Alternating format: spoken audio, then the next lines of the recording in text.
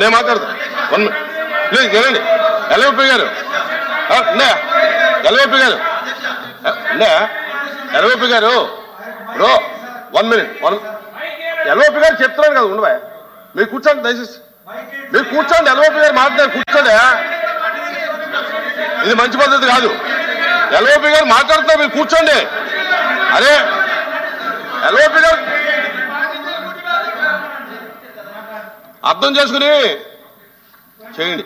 ఇప్పుడు ఎల్ఓపి గారు చెప్పాను మీరు వెళ్ళాలి.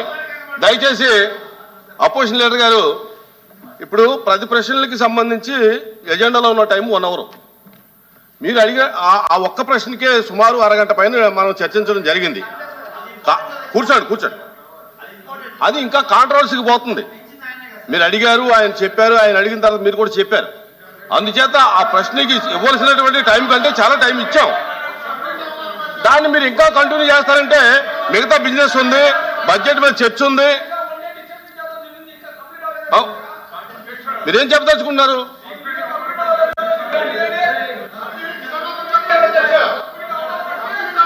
శ్రీనివాస్ గారు కూర్చోండి. ఎల్ఓపి గారు అది మంచి పద్ధతి కాదు అది మంచి పద్ధతి కాదు. మీరు ఎల్ఓపి గారి గురించి అడిగారు ఆయన మాట్లాడుతుంటే కూడా మీరు కంట్రోల్లో లేకపోతే అది కరెక్ట్ కాదు.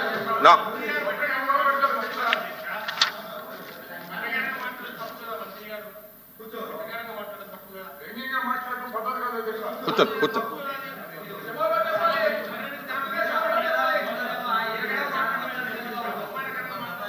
ఎల్ఓపి గారు మీరు మాట్లాడండి మీరు చెప్పదలుచుకున్నది.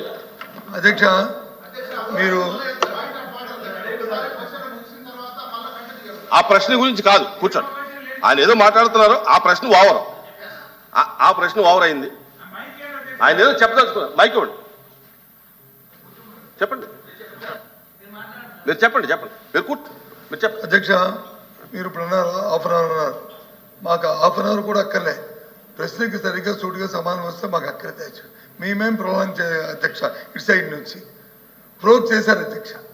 ఏమంటుంది విషయాన్ని వాస్తవంగా అక్కడ ప్రాతినిధ్యం వహించాం కాబట్టి ఆ నియోజక పరిస్థితి తెలుసు కాబట్టి నిశ్చయించాం. అంతకంటే ఏం లేదు అధ్యక్ష.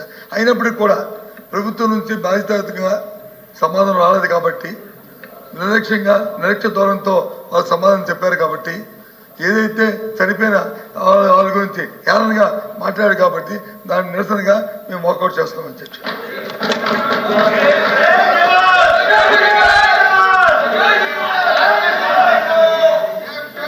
అధ్యక్ష.